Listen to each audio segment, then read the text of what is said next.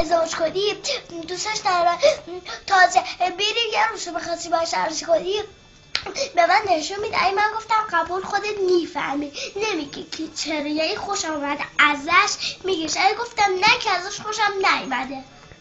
بعد اگه من ازش خوشم اومد بعد تو خوشت نیومد من چیکار کنم؟ نمیتونی هیچ کاری بکنی. نگیرمش؟ نه.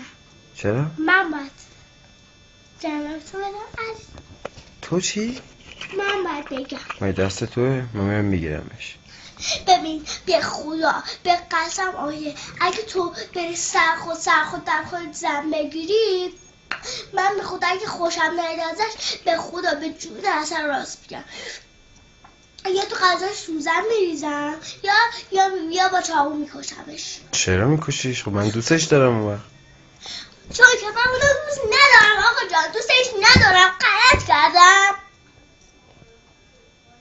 اونو اگه گفت تو دوست نداره چی؟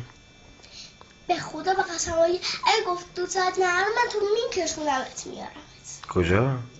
خونه به خدا. خب من میخوام پیشش بمونم. خب من به خدا نمیذارم پیشش بمونی یا اونو میذارم میکشمش یا تو بالش کنم یا تو رو. منو میکشی؟ نه تو رو.